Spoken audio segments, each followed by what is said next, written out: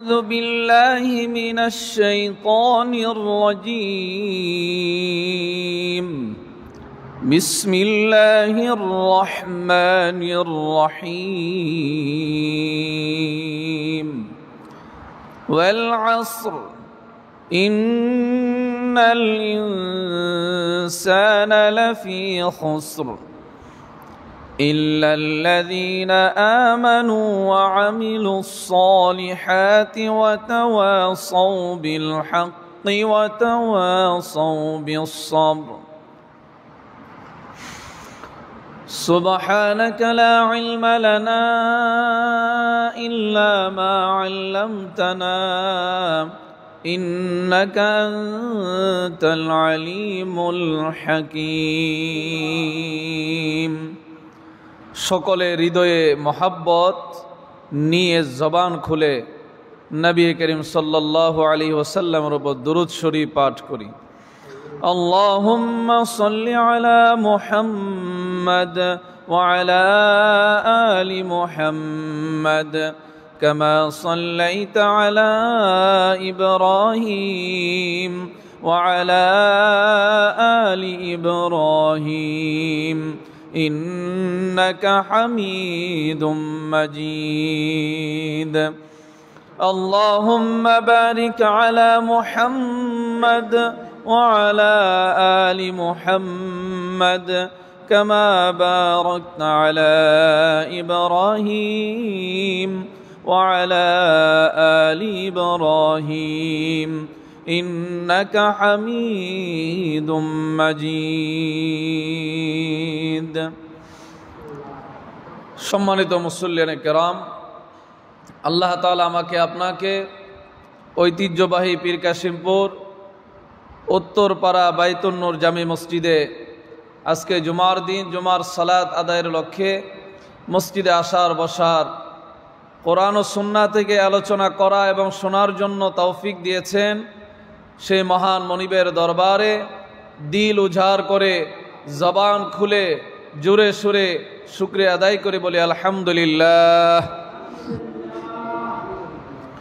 লাখো কোটি দুরুদ আর সালাম বর্ষিত হোক সৈয়দুল মুরসালিন ইমামুল মুরসালিন রাহমাতুল লিল আলামিন মুহাম্মদ আরবি মুহাম্মাদুর রাসূলুল্লাহ সকলে বলি সাল্লাল্লাহু আলাইহি ওয়াসাল্লামের উপর। আল্লাহ তাআলা আমাদের সকলকে তার মারিফত দান করেন, বলে আমিন। আমাদের সকলকে পরিপূর্ণ হেদায়েত দান করেন, আমিন। সম্মানিত হাজিরিন,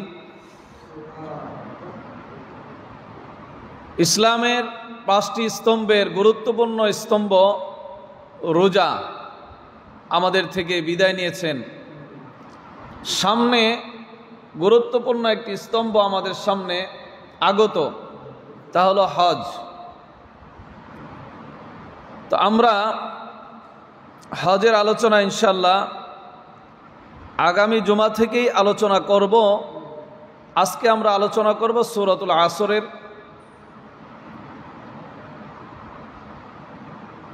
তাফসীর সংক্ষিপ্তভাবে। আমি আয়াত তেলাওয়াত করেছি সূরাতুল আসর, আসর থেকেই কিছু আলোচনা করব ইনশাআল্লাহ। ওমা তৌফিক ইল্লা বিল্লাহ। সম্মানিত হাজিরিন, সম্মানিত মুসল্লিয়ানে কিরাম, এই সূরাতুল আসর মক্কায় নাজিল হয়েছে। কোরআনুল কারীমের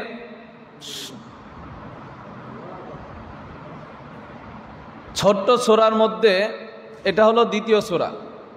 সবচেয়ে ছোট সূরা হলো সূরাতুল কাউসার, আর কাউসার থেকে কিছুটা বড় হলো সূরাতুল আসর। আয়াত সংখ্যা হলো 3টা। সম্মানিত হাজিরিন, সংক্ষিপ্তভাবে এর তাফসীর হলো, আল্লাহ তাআলা বলেন ওয়াল আসর, যুগের শপথ। ইন্নাল ইনসানা লাফি খুসর, নিশ্চয়ই মানুষেরা ক্ষতিগ্রস্ত। ইল্লাল্লাযীনা আমানু ওয়া আমিলুস সালিহাত ওয়া তাওয়াসাউ বিল হাক্কি ওয়া তাওয়াসাউ বিস সবর। তবে ক্ষতিগ্রস্ত নয় ওই ব্যক্তিরা যারা ঈমান এনেছে, নেক আমল করেছে এবং হক ধারণ করার উপদেশ দিয়েছে এবং ধৈর্য ধারণের উপদেশ দিয়েছে।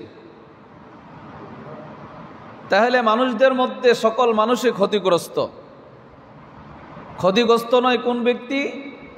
যারা ঈমান এনেছে, নেক আমল করেছে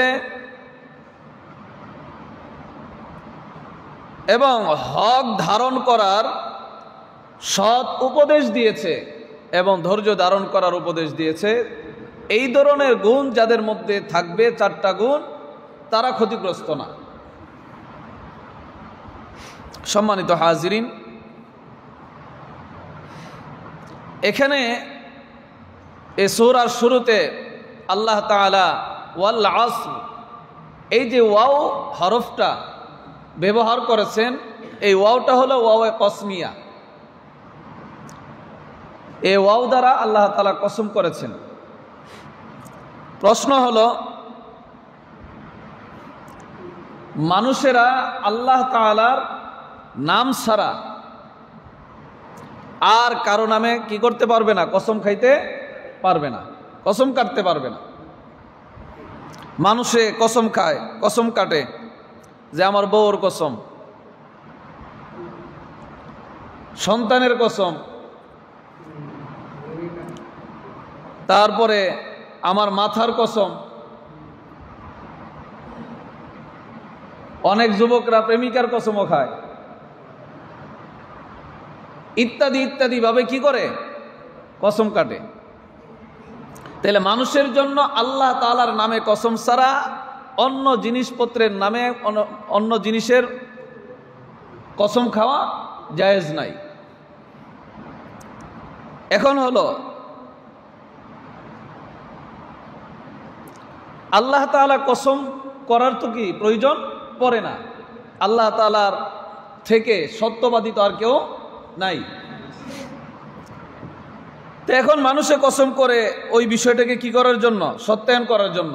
সত্য না মিথ্যা এটা বলার জন্য মানুষে কি করে? কসম কাটে। আল্লাহ তাআলা সত্য না মিথ্যা এটা বলার জন্য কসম কাটার কি পড়ে না? প্রয়োজন পড়ে না। তারপর আল্লাহ তাআলা কসম খাইলেন কেন? কসম কাটলেন কেন? আল্লাহ তাআলা কসম করেছেন 2টি কারণে। একটি হলো, যেই বিষয়টাকে শুরুতে কসম কাটছেন এই বিষয়টা পরের বিষয়টাকে গুরুত্ব বোঝানোর জন্য। আরেকটা বিষয় হলো, যেই বিষয়ের শুরুতে আল্লাহ তাআলা কসম কেটেছেন পরের বিষয়টাকে এই বিষয়টার দলিল হিসাবে। তাহলে একটা হলো গুরুত্ব বোঝানো, আরেকটা হলো পরের বিষয়টাকে প্রথমের দলিল হিসাবে। সম্মানিত হাজিরিন, এই যে ওয়াল আসর, আল্লাহ তাআলা যুগের কসম খেয়েছেন। এখানে আসর দ্বারা 3টা ব্যাখ্যা। একটা হলো আসরের সময়, আরেকটা হলো আসরের নামাজ, আরেকটা হলো জামানা। এই 3টা ব্যাখ্যা আসরের। বিশ্ববিখ্যাত ইমাম শাফিঈ রহমাতুল্লাহ আলাইহি তিনি বলেন, কোনো মানুষ যদি এই সূরাতুল আসরের দিকে ভালো করে চিন্তা করে, গবেষণা করে, নাজাতের জন্য, তাহলে কোরআনুল কারীমের এই সূরাতুল আসরই তার নাজাতের জন্য যথেষ্ট। সুবহানাল্লাহ। তার আরেকটা ব্যাখ্যা এরকম আছে যে আল্লাহ তাআলা যদি কোরআনুল কারিমে 114 সূরার মধ্যে 113টা সূরা নাজিল না কইরা মানুষের নাজাতের জন্য শুধু সূরা আসরই নাজিল করতেন, তাইলে মানুষের নাজাতের জন্য, মুক্তির জন্য এই সূরা আসরই যথেষ্ট। তাইলে এই সূরাটা কত বড় গুরুত্বপূর্ণ। এই গুরুত্বপূর্ণ সূরা শুরুতে আল্লাহ তাআলা কসম খাইছেন কি সম্পর্কে? সময় সম্পর্কে, জমানা সম্পর্কে। সাহাবায়ে কেরাম রিদওয়ানুল্লাহ তাআলা আলাইহিম আজমাইনগণ যখন একত্রিত হইতেন, সাক্ষাৎ হইত মানুষের একজন আরেকজনের সাথে, তো তারা ততক্ষণ পর্যন্ত একে অপর থেকে পৃথক হইতেন না, বিদায় নিয়ে চলে যাইতেন না, যতক্ষণ না পর্যন্ত তারা সূরাতুল আসর একে অপরকে না শোনাইতেন। তাইলে এই সূরাটার কতটা গুরুত্বপূর্ণ। এই সূরা একজন অপরজনকে শোনানোর পরে তখন তারা সালাম দিয়ে বিদায় নিয়ে যাইতেন। সম্মানিত হাজিরিন, তাহলে সময়ের অনেক মূল্য আছে না নাই? সময়ের অনেক গুরুত্ব আছে। এবার আসেন তাহলে আমরা সময়ের সম্পর্কে কিছু অবস্থা জানি। এই যে এখন এসএসসি পরীক্ষা চলতেছে, দাখিল পরীক্ষা চলতেছে, আপনি যদি বছরের মূল্য বুঝতে চান তাহলে জিজ্ঞেস করেন ওই ব্যক্তিকে যে ব্যক্তি এসএসসি পরীক্ষা দিছে কিন্তু ফেল করছে। কি করছে? ফেল করার পরে তার এই জিনিসটা বুঝে আসবে যে বছরের কি দাম, মূল্য। আপনি মাসের মূল্য যদি বুঝতে চান ওই ব্যক্তিকে জিজ্ঞাসা করুন যে সারা মাস দেশে হোক বিদেশে হোক চাকরি করছে, কিন্তু চাকরি করার পরে মাস শেষে সে বেতন পায় নাই। তাহলে সে বুঝবে যে মাসের কি গুরুত্ব। আপনি যদি একদিন সম্পর্কে মূল্য বুঝতে চান তাহলে ওই ব্যক্তিকে জিজ্ঞেস করুন যেই ব্যক্তি সারা দিনের ভিতরে পানাহার করে নাই, রোজা রাখছে, তাহলে এই দিনটা তার কিভাবে কাটছে তাকে জিজ্ঞেস করলে পাওয়া যাবে। 1 ঘন্টার মূল্য বুঝতে গেলে আপনি ওই ব্যক্তিকে জিজ্ঞেস করুন যে কারো জন্য অপেক্ষার দাঁড়ায় আসছিল 1 ঘন্টা, কেউ আসতেছে এই জন্য যে অপেক্ষায় দাঁড়ায় ছিল তাকে জিজ্ঞেস করলে বুঝতে পারবেন যে 1 ঘন্টার কত দাম, কি অস্থিরতা। শুধু 1 মিনিটের মূল্য যদি কাউকে জিজ্ঞাসা করেন যে 1 মিনিটের মূল্য কত দাম, তাইলে যেই ব্যক্তি শুধু 1 মিনিটের জন্য ট্রেনটা, গাড়িটা মিস করছে, ঢাকা যাইব, চট্টগ্রাম যাবে, সিলেট যাবে, গুরুত্বপূর্ণ কোথাও যাবে, কিন্তু 1 মিনিটের জন্য গাড়িটা কি করছে, ফেল করছে, তাহলে ওই ব্যক্তিকে জিজ্ঞেস করলে বলে দিতে পারবে যে 1 মিনিটের কত দাম। 1 সেকেন্ডের মূল্য যদি আপনি বুঝতে চান তাহলে ওই ব্যক্তিকে জিজ্ঞেস করতে হবে যে ব্যক্তি 1 সেকেন্ডের জন্য অ্যাক্সিডেন্ট থেকে বেঁচে গেছে। 1 সেকেন্ডের জন্য এদিক সেদিক হইলে তার জীবনটাই চলে যেত। 1 সেকেন্ডের ভিতরে আল্লাহ তাআলা তাকে এই অ্যাক্সিডেন্ট থেকে বাঁচিয়ে দিচ্ছেন, তাহলে সে বুঝতে পারবে জীবনের এই 1 সেকেন্ডের মূল্যটা কত। সম্মানিত হাজিরিন, সময় খুব চালাক। সময় কি চালাক। জীবনের লোভ দেখিয়ে, যৌবনের লোভ দেখিয়ে শৈশবকে কেড়ে নেয়। কে? সময়। যৌবনের একটা লোভ দেখাইয়া শৈশব, এই সময়টাকে সে কেড়ে নেয়। সকলে তাকে ছাড় দেয়, ছোট মানুষ বুঝে না, আস্তে আস্তে পড়াশোনা করবে, কাজকর্ম করবে, বড় হইলে করবে। অর্থাৎ যৌবনের লোভ দেখানো হয়, আর অর্থের লোভ দেখিয়ে যৌবনকে কেড়ে নেয়। আপনার এই যে বিদেশে মানুষ চাকরি করতে যায়, দেশের ভিতরে চাকরি করে, ক্ষেত খামার করে, ইত্যাদি যা কিছু করে মানুষে, কিসের জন্য? অর্থের জন্য। তাহলে অর্থের লোভ দেখিয়ে মানুষের যৌবনকে কেড়ে নেয় এই জীবনের সময়। অবশেষে মৃত্যু এমন এক জিনিস, এই মৃত্যু এসে সব কিছু কেড়ে নেয়। পৃথিবীর যত সময় আছে, যত চাহিদা আছে, সকল কিছুকে মৃত্যু কি করে নেয়? কেড়ে নিয়ে যায়। সাহাবায়ে কেরাম রিদওয়ানুল্লাহি তাআলা আলাইহিম আজমাইনগণ নবীজিকে জিজ্ঞেস করছেন, আইয়ুল আমালি আহাব্বু ইলাল্লাহ, ওগো নবীজি, আল্লাহ তাআলার নিকট কোন আমলটা পছন্দনীয়? আল্লাহর নবী সাল্লাল্লাহু আলাইহি ওয়াসাল্লাম বলেন, আস-সালাতু ফি ওয়াক্তিহা। আল্লাহ তাআলার কাছে সবচেয়ে পছন্দনীয় হলো সময় মতো নামাজ পড়া। তাহলে আল্লাহ তাআলার কাছেও সময়ের দাম কম না বেশি? বেশি দিচ্ছেন আল্লাহ তাআলা।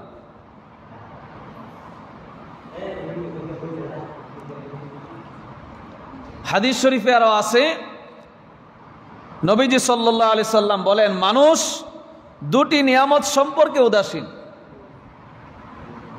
দুইটা নিয়ামত। হাদিস শরীফের পরিভাষা হলো আস-সিহাত ওয়াল ফারাগ, সুস্থতা এবং হলো অবসরতা। আপনার কেউ যদি সুস্থ থাকে তখন কিন্তু সে ইচ্ছা করলে 2-4 রাকাত নামাজ বেশি পড়তে পারে, জিকির বেশি করে করতে পারে, কোরআন তেলাওয়াত বেশি করে করতে পারে।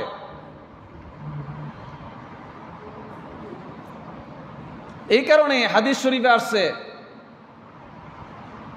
অসিহ্হাতুকা ক্বাবলা সাকামিক, তুমি সুস্থতাকে কদর করো অসুস্থতা আসার আগে। অসুস্থতা আসার আগে আগে সুস্থতাকে কদর করো। প্রতিটা মসজিদে দেখবেন 2-1 এরকম লোক পাওয়া যায় একবারে নিম্নে, যে যারা তাদের এই কপালকে আল্লাহ তাআলা কুদরতি পায়ে লাগাইয়া সেজদা দেওয়ার তৌফিক আর হয় না। বৈশা নামাজ পড়তে হয়, চেয়ারে বৈশা নামাজ পড়তে হয়। তাহলে যে ব্যক্তি আমরা সুস্থ আছি, আমাদের কপাল আল্লাহর কুদরতি পায়ে লাগানোর সুযোগ আছে, এই অসুস্থতা আসার আগে আগে সুস্থতাকে কদর করা দরকার কি দরকার না? দরকার। আরেকটা বিষয় হলো ওয়াল ফারাগ, অবসরতা। সময়কে কাজে লাগানো সময় পাইতেছে না, বিষয় পাইতেছে না, বস্তু পাইতেছে না। এই কারণে সে ক্যারাম বোর্ড খেলে, ক্রিকেট খেলে, ফুটবল খেলে, তাস খেলে, বৈশা বৈশা একে অপরের নামে গীবত করে। জিজ্ঞেস করলে বলছো সময় তো কাটাইতে পারি না, সময়টা কেমন অতিবাহিত করবো, এখানে বৈশা বৈশা একটু খেলি আর কি, সময় কাটা। ইমাম বুখারী এবং ইমাম মুসলিম দুজনেরই উস্তাদ যিনি, তিনি তিনার ব্যাপারে একটা কথা বলেন যে 30 বছর পর্যন্ত আমি আমার নিজ হাতে খাবার খাই না। কয় বছর? 30 বছর পর্যন্ত। কেন? যে আমি আমার এই 30 বছরে যে সময়টাকে আমি আমার নিজ হাতে খাইয়া অবসর মনে করে আমি খানার কাজে ব্যয় করব, ওই সময়টা আমি হাদিস লিখছি, আর আমার বোন এই খাবারগুলো তার নিজ হাতে লুকমা দিয়ে আমাকে খাওয়াই দিচ্ছে। সুবহানাল্লাহ বলি। সময়কে কিভাবে মূল্যায়ন করছেন। এই যে বুখারী শরীফ, মুসলিম শরীফ আমরা এখানে নাম জপি, এইগুলো সংকলন হইতে, একত্রিত করতে যে ইমামগণ মেহনত করছেন, কি ধরনের মেহনত করছেন, কি মুজাহাদা করছেন। খাবারের সময়টাকেও তারা নিজ হাতে খাইয়া খানাপিনা করে এই সময়টাকে লস করে নেয়, অন্যের খেতে খাবার খাইছেন। আল্লাহ তাআলা সকল ইমামদের কবরের মধ্যে জান্নাতের হাওয়া চালু করে দেন, তাদের মর্যাদাকে বৃদ্ধি করে দেন, বলে আমিন। আর আমরা সময়কে অপচয় করি।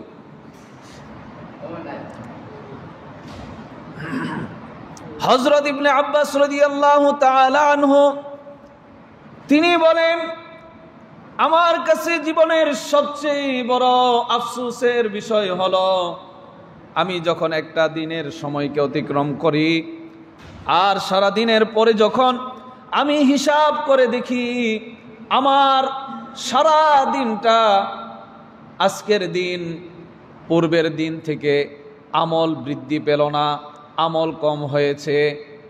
আমল বৃদ্ধি না হওয়ার কারণে ওই দিনটা সম্পর্কে আমি ইবনে মাসউদ সবচেয়ে বেশি আফসোস করতে থাকি, বলি সুবহানাল্লাহ। আমার পূর্বের দিন থেকে আজকের দিনটা আমল কি বেশি হইল না কম হইল? যদি কম হয় তাহলে এই দিনটা সম্পর্কে আমার সবচেয়ে বড় আফসোস হয়। আমাদের খবরই নাই সময়। হযরত হাসান বসরি রাদিয়াল্লাহু রাহমাতুল্লাহি আলাইহি বলেন, হে আদম সন্তান, তোমার জীবনটা সময়ের সাথে সমৃদ্ধ। জীবনটা কিসের সাথে সম্পর্ক? সময়ের সাথে সম্পর্ক। 60, 70, 80, 90, 30, 25 বছর যে হায়াতি পাইছে, হায়াতের জিন্দেগিটা কিসের সাথে সম্পর্ক? সময়ের সাথে সম্পর্ক। আমি এমন ব্যক্তিদের সাথে উঠবস করেছি, চলাফেরা করেছি, হায়াতের জিন্দেগিকে অতিক্রম করেছি, যারা এই পৃথিবীর বুকে মানুষের কাছে স্বর্ণের অনেক দাম, রূপার অনেক দাম, জায়গা জমির অনেক দাম, টাকা পয়সার অনেক দাম, এটাকে মানুষে অনেক মূল্যবান মনে করে। হে আদম সন্তান, আমি হাসান বসরি এমন লোকদের সাথে উঠবস করেছি, জীবনের সময় অতিক্রম করেছি, পার করেছি, যারা তাদের স্বর্ণ রূপা টাকা পয়সা ধন সম্পদ থেকেও সময়ের মূল্যায়ন করতেন, বলি সুবহানাল্লাহ। টাকাওয়ালা টাকা ইনকাম করেছে, সম্পদওয়ালা সম্পদকে সঞ্চয় করেছে, স্বর্ণ রূপাওয়ালা স্বর্ণ রূপার মালিক হয়েছে। বন্ধুগণ, এটাও কিন্তু সময়ের সাথে সম্পর্ক, সময়কে মূল্যায়ন করেছে। সারা পৃথিবীর মধ্যে সবচেয়ে বড় যে ধনী, সেই ব্যক্তিও যায় দেখবেন যে আমার আপনার খানায় আমি আপনি অনেক সময় ব্যয় করি, কিন্তু সেই ব্যক্তিকে দেখবেন যে ইচ্ছা মতে সে খানাও বেশি সময় দিয়ে খেতে পারে না। যে যত বড় ব্যবসায়ী, যে যত বড় টাকার মালিক, দেখবেন তার ব্যস্ততা বেশি, সময়কে মূল্যায়ন করে ব্যবসার কাজে লাগায়।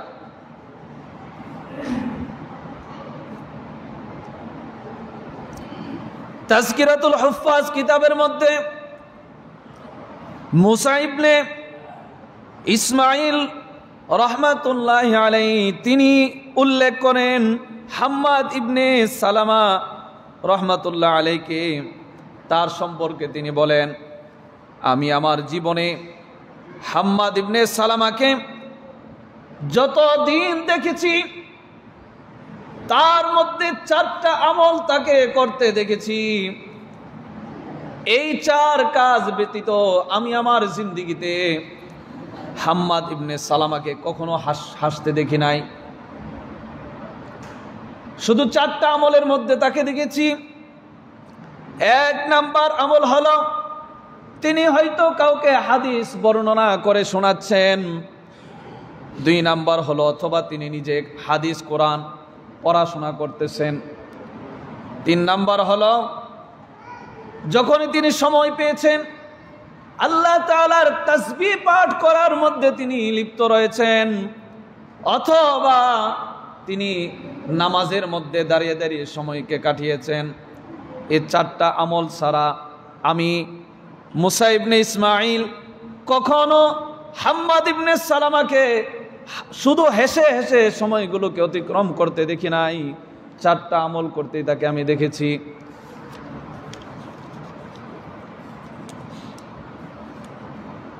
আবু ইউসুফ ইবনুল মুআদ্দিব রাহমাতুল্লাহ আলাইহি বলেন, এই হাম্মাদ ইবনে সালামা সম্পর্কে তিনিও বলেন, আমি হাম্মাদ ইবনে সালামাকে হাদিস বর্ণনা করা, কোরআন হাদিসকে পাঠ করা, মোতালা করা, আল্লাহ তাআলার তাসবিহতে মশগুল থাকা, অথবা নামাজের মাধ্যমে সময়কে অতিক্রম করা ছাড়া আমি তাকে দেখি নাই। আল্লাহ তাআলা এই ইবনে হাম্মাদ ইবনে সালামাকে আল্লাহ তাআলা পৃথিবীর সময়কে শেষ করার জন্য তার মৃত্যুটাকেও নামাজের মধ্যে শেষ করে দিয়েছে, বলি সুবহানাল্লাহ। তার মৃত্যু হয়েছে নামাজ অবস্থায়। তো যে কোরআন তেলাওয়াত করে, হাদিস বর্ণনা করে, তাসবিহ পড়ে, নামাজ আদায় করে, সেই ব্যক্তি আল্লাহর কাছে আশা করতে পারে যে আমার এই অবস্থায় আমার মৃত্যু হইতে পারে। আর যে ব্যক্তি নাফরমানিতে তার সময়কে অতিক্রম করে, ব্যয় করে, সে ব্যক্তি আশা করতে পারে না যে তার মৃত্যুটা কল্যাণকর মৃত্যু হবে, ভালো অবস্থায় মৃত্যু হবে। ঠিক কিনা বলেন?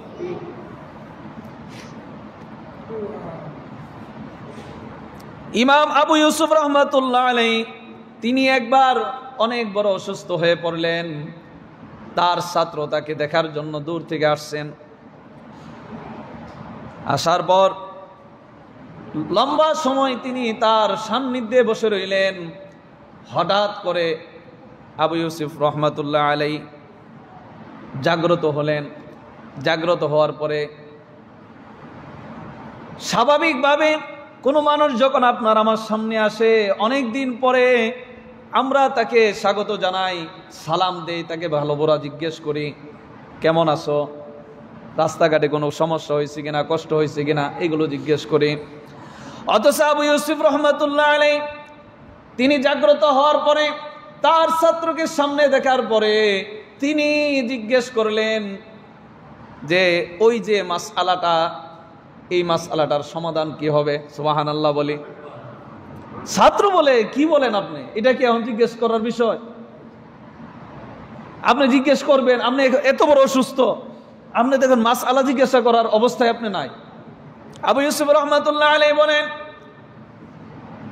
এই মাসআলাটা, যেই মাসআলার ব্যাপারে আমি তোমাকে জিজ্ঞেস করলাম, এই মাসআলাটা যদি সহিশুদ্ধভাবে জাতির জন্য, উম্মতের জন্য আমরা লিপিবদ্ধ করে দিয়ে যেতে পারি, তাহলে এই মাসআলার মাধ্যমে পৃথিবীর অনেক মানুষ সমাধান পেয়ে যাবে, দিন পেয়ে যাবে, বলে সুবহানাল্লাহ। এতটা সময়কে গুরুত্ব দিতেন।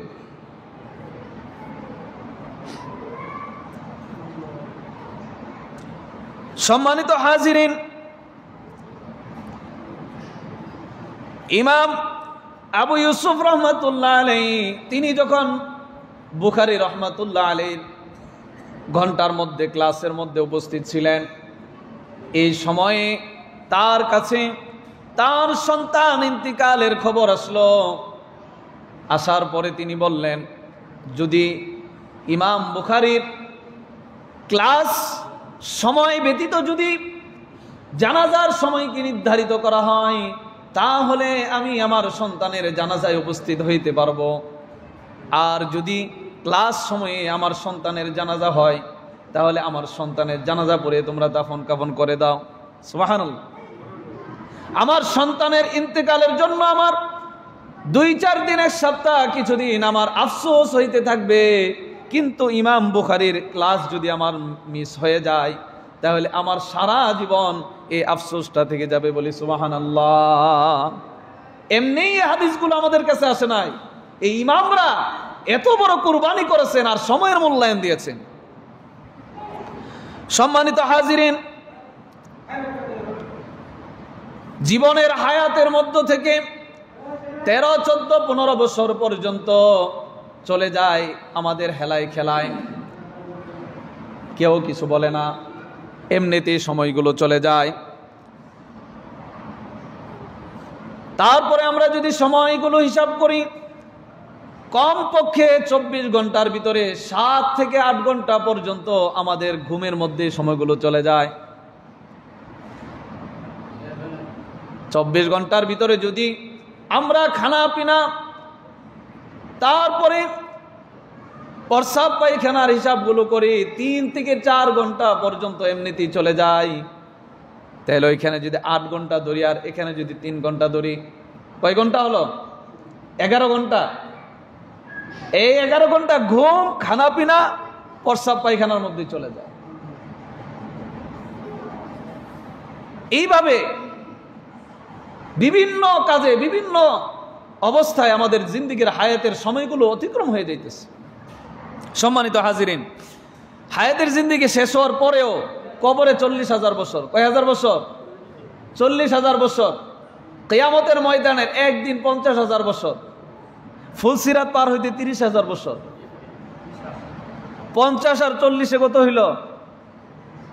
90, আর 30 120, 1,20,000 বছর চলে যাবে হিসাব শুরু হওয়ার আগ পর্যন্তই। হায়াতের জিন্দিগি, ছোট্ট জিন্দিগি, 1,20,000 বছর পর্যন্ত হিসাব শুরু হওয়ার আগ পর্যন্ত চলে যাবে। আর হিসাব হইতে কতদিন লাগবে আল্লাহ ভালো জানে। এরপরে জান্নাত অথবা জাহান্নাম। ওই লম্বা সময়ের জন্য হায়াতের জিন্দিগিকে কাজে লাগানোর দরকার কি দরকার না? দরকার। সময় নষ্ট আমরা কিভাবে করি? আচ্ছা কোন একটা বিড়ি বা সিগারেট খাইতে সময় লাগে কি লাগে না? আপনারা কি কাউকে দেখছেন যে বিড়ি খাইতে খাইতে সুবহানাল্লাহ সুবহানাল্লাহ টান দিতে? যারা পান খায় জিকির করা যায়, কিন্তু দেখছেন যে পান খাইতেছে আর জিকির করতেছে। কেউ টিভি দেখতেছে আর কোরআন তেলাওয়াত করতেছে। এই যে লম্বা সময় হায়াতের, আমারও আপনারও, যুবক বৃদ্ধ মধ্যবয়সী, মোবাইলের মাধ্যমে ঘন্টার পর ঘন্টা যায় কি যায় না? আমার জীবন থেকে যাচ্ছে। বলেন কার জীবন থেকে? সবাই বলেন কার জীবন থেকে? আমার জীবন থেকে যাচ্ছে। বহু সময় আড্ডাতে যায়, যুবকদের যায় না, মুরব্বীদের যায় না, সকল শ্রেণীর বয়সের মানুষ আড্ডাতে চলে যায়, অন্যের গীবত করাতে চলে যায়, খেলাধুলায় চলে যায়, রাজনৈতিকের মিছিল মিটিংয়ে আলোচনায় সমালোচনায় চলে যায়। হায়াতের জিন্দিগিতে কার জিন্দিগির থেকে? আমার জিন্দিগি থেকে, আমার সময় থেকে চলে যাইতেছে। হিসাব করার বিষয়, চিন্তা করার বিষয়। সম্মানিত হাজিরিন, এই সময়গুলো আমরা আমলে কাটাইতে পারি। কিভাবে? আমলে। যখন এই সময় পাবো যে ঘন্টার পর ঘন্টা সময় নিয়ে আল্লাহর জিকির করব, আমল করব, এরকম নয়।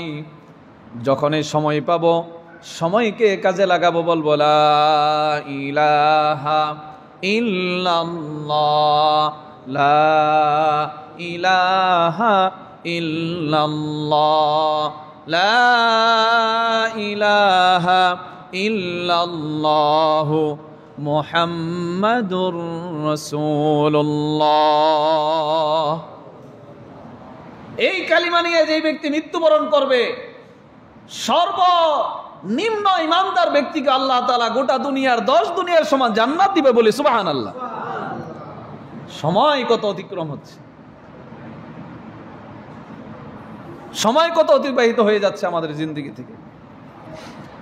সময় পেলে বলবো সুবহানাল্লাহ, আলহামদুলিল্লাহ, আল্লাহু আকবার, লা ইলাহা ইল্লাল্লাহ, আস্তাগফিরুল্লাহ, আস্তাগফিরুল্লাহ, ইন্নাল্লাহা গফুরুর রহিম।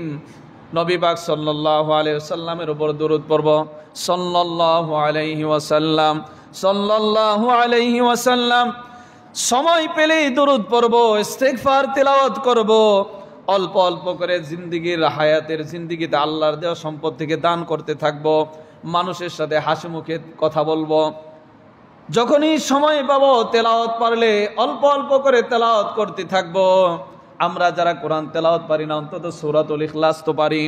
এই সূরাতুল ইখলাস আমরা যদি 3 বার তেলাওয়াত করি, কোরআনুল কারীমের শুরু থেকে শেষ পর্যন্ত তেলাওয়াত করলে যে সওয়াব, সেই সওয়াব দিবে কে? সূরা ইখলাস তো পড়তে পারি 3 বার হায়াতের জিন্দেগি। আল্লাহ তাআলা আমাদের সকলকে বুঝদান করেন বলে আমিন। মৃত্যু এক সময় আমাদের দুনিয়ার সকল স্বাদকে মিটাই দিবে, ঠিক কিনা বলেন? আমরা কত আশাবাদী বসে আছি, এই কাজ ওই কাজ, এই করা লাগবে সেই করা লাগবে, অনেক স্বাদ আমাদের, অনেক ইচ্ছা, কিন্তু মৃত্যু যখন এসে দাঁড়িয়ে যাবে সকল স্বাদই মিটে যাবে, ঠিক কিনা বলেন? সম্মানিত হাজিরিন, হযরতে আবু বকর রাদিয়াল্লাহু তাআলা আনহু এমন এক সাহাবী যিনি উম্মতের মধ্যে সর্বপ্রথম জান্নাতের মধ্যে প্রবেশ করবেন, উম্মতের মধ্যে সর্বপ্রথম যিনি ইসলামকে গ্রহণ করেছেন, খোলাফায়ে রাশিদিনদের 4 জনের মধ্যে একজন, আশারায়ে মুবাশশারায়ে 10 জন, জান্নাতের সার্টিফিকেট প্রাপ্ত সাহাবীর 10 জনের একজন, নবীদের পরে সারা পৃথিবীর সকল মানুষদের মধ্যে সবচেয়ে বড় যার মর্যাদা। সম্মানিত হাজিরিন, আল্লাহ তাআলা কুরআনুল কারীমের মধ্যে সকল উম্মতের মধ্যে সাহাবী বলে যাকে সম্বোধন করেছেন, ক্বালা লি সাহিবিহি, তিনি হলেন হযরত আবু বকর। জান্নাতের 8টি দরজা দিয়ে প্রত্যেক দরজায় যাকে আহ্বান করবে তিনি হলেন হযরত আবু বকর রাদিয়াল্লাহু তাআলা আনহু। সম্মানিত হাজিরিন, মদিনায় নবী করিম সাল্লাল্লাহু আলাইহি ওয়াসাল্লাম যখন মক্কার সকল কিছুকে ছেড়ে দিয়ে মদিনার জন্য সফর শুরু করেছিলেন, সেই সফর সঙ্গী হলেন হযরত আবু বকর রাদিয়াল্লাহু তাআলা আনহু এবং নবীজি সাল্লাল্লাহু আলাইহি ওয়াসাল্লামের শ্বশুরও তিনি। এত কিছু হওয়ার পরেও হযরতে আবু বকর রাদিয়াল্লাহু তাআলা আনহু তিনি প্রত্যেক দিন রাতের বেলায় জান্নাতুল বাকির মধ্যে গিয়ে আল্লাহর দরবারের দিকে তাকিয়ে তার সাথে সাথী সঙ্গীরা জান্নাতুল বাকির মধ্যে যারা শুয়ে আছেন, যারা তার সাথে নামাজ পড়তেন, তার সাথে যুদ্ধের মধ্যে অংশগ্রহণ করেছিলেন, দেশ পরিচালনায় অংশগ্রহণ করেছিলেন, এত কিছু গুণ বৈশিষ্ট্য থাকা সত্ত্বেও আল্লাহ তাআলা নবীর মাধ্যমে যাকে জান্নাতের সার্টিফিকেট দিয়েছেন, জান্নাতের সুসংবাদ দিয়েছেন, এই ধরনের সাহাবী হযরত আবু বকর রাদিয়াল্লাহু তাআলা আনহু জান্নাতুল বাকিতে প্রত্যেক দিন রাতে গিয়ে কান্নাকাটি শুরু করতেন। তার কান্না শুনে আশেপাশের বসবাসকারীরাও জড়ো হয়ে যাইত যে আবু বকর আপনি কেন কাঁদেন, আপনাকে আল্লাহ জান্নাতের সুসংবাদ দিছে। আবু বকর রাদিয়াল্লাহু তাআলা আনহু বলেন, আমার সাথী সঙ্গীরা, এই যে কবরগুলো দেখতেছ, এই কবরের মধ্যে যারা শুয়ে আছে, কেউ কেউ আমি আবু বকরের সাথে সাথে দাঁড়ায় নামাজ পড়ছে, কেউ আমার যুদ্ধের সাথী সঙ্গী ছিল, আমার খেলাফতের রাজত্বের মধ্যে আমার সঙ্গী ছিল, আজকে এই সাথী সঙ্গীরাও কবরের মধ্যে শুয়ে আছে। আমি আবু বকরকে কাঁদাই, আমি আবু বকরকে চিন্তিত করে আমার সাথী সঙ্গীরা তো এই কবরের মধ্যে চলে গেছে, আমি একদিন আবু বকরও তো এই কবরের মধ্যে যায় শুইতে হবে, আমার সাথে আল্লাহ তাআলা কি ধরনের ব্যবহার করবে এই চিন্তায় আমি চিন্তিত, এই কারণে কাঁদি। সুবহানাল্লাহ। নবী রাসূলদের পরে সবচেয়ে দামি যে ব্যক্তি, এই ব্যক্তির অবস্থা হইল রাত্রে যায় জান্নাতুল বাকিতে যায় কায়দা কায়দা মানুষ পর্যন্ত জাগ্রত হয়ে যায়, তার অবস্থা হলো এরকম। আর আমাদের হায়াতের জিন্দেগির সময়গুলো কিভাবে অতিক্রম করব খুঁজে পাই না। আল্লাহ আমাদের সকলকে হেফাজত করেন বলে আমিন, সকলকে হেদায়েত দান করেন বলেন আমিন। সম্মানিত হাজিরিন, সামনে গুরুত্বপূর্ণ আমল আসতেছে হলো হজ। ইনশাআল্লাহ আমরা এই হজ সম্পর্কে ধারাবাহিকভাবে আগামী জুমা থেকে আলোচনা করব। এখানে সূরাতুল আসরের যে শেষ আলোচনাটা সেটা হলো যে প্রত্যেকটা সূরার শানে নুজুল আছে, প্রেক্ষাপট আছে, কেন এটা নাজিল হলো, কোন কারণে নাজিল হলো। এই সূরাতুল আসরেরও একটা শানে নুজুল আছে, এটাও হযরত আবু বকর রাদিয়াল্লাহু তাআলা আনহু কেন্দ্রিক। তিনার সাথে, তিনি তো শুরুতে ব্যবসায়ী ছিলেন, তারই ব্যবসায়ী পার্টনার আরেকজন একদিন জিজ্ঞেস করতেছে যে আবু বকর, তোমাকে তো আগের মতো ব্যবসাতে মনোযোগ দিতে দেখি না, ব্যবসার মধ্যে সময় দিতে দেখি না, তুমি ইসলাম গ্রহণ করার পরে তুমি অমনোযোগী ব্যবসার দিকে, তাহলে তো তুমি অনেক ক্ষতিগ্রস্ত, তুমি তো অনেক লসে পড়ে যাবা, তোমার ব্যবসা টিকবে না। তখনই আবু বকর রাদিয়াল্লাহু তাআলা আনহু ওই ব্যবসায়ী বন্ধুকে বলেছিলেন, আসলে আমি ক্ষতিগ্রস্ত নয়, তুমি ক্ষতিগ্রস্ত। কারণ আল্লাহ তাআলা এই সূরাতুল আসরের মধ্যে এই বিষয়টাকে পরিষ্কার করে দিয়েছেন, ইন্নাল ইনসানা লাফি খুসর, নিশ্চয় পৃথিবীর সকল মানুষেরা ক্ষতিগ্রস্তর মধ্যে অন্তর্ভুক্ত, ইল্লাল্লাযীনা আমানু ওয়া আমিলুস সালিহাত ওয়া তাওয়াসাউ বিল হাক্কি ওয়া তাওয়াসাউ বিস সবর। পৃথিবীর মানুষদের মধ্যে ওই ব্যক্তিরা শুধু ক্ষতিগ্রস্ত নয় যারা আল্লাহ তাআলা যেই বিষয়গুলোর উপর ঈমান আনয়ন করার কথা বলেছেন সেই বিষয়ের উপর ঈমান এনেছে এবং নেক আমল করেছে। ওয়া তাওয়াসাউ বিল হক, সত্য কথা সত্য বিষয়ে ধারণ করার ব্যাপারে উপদেশ দিয়েছে। ওয়া তাওয়াসাউ বিস সবর, এবং সত্য বিষয়ের উপরে ধৈর্য, বিপদ আপদ মুসিবতের মধ্যে ধৈর্য ধারণ করার উপদেশ দিয়েছে।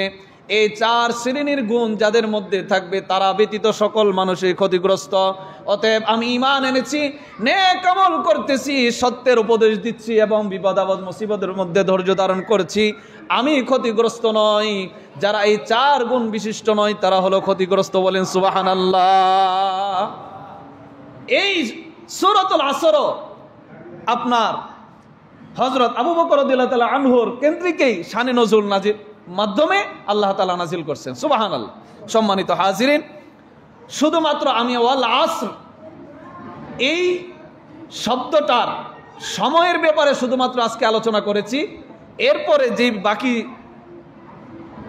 আয়াতগুলো আছে এটা নিয়ে আলোচনা করতে গেলে লম্বা সময় চলে যাবে। ইনশাআল্লাহ সময় করে আলোচনা করব এবং সামনে হজের আলোচনা করব। আল্লাহ তাআলা আমাদের সকলকে সময়ের সঠিক মূল্যায়ন করা তৌফিক দান করে। সকলে বলি আমিন।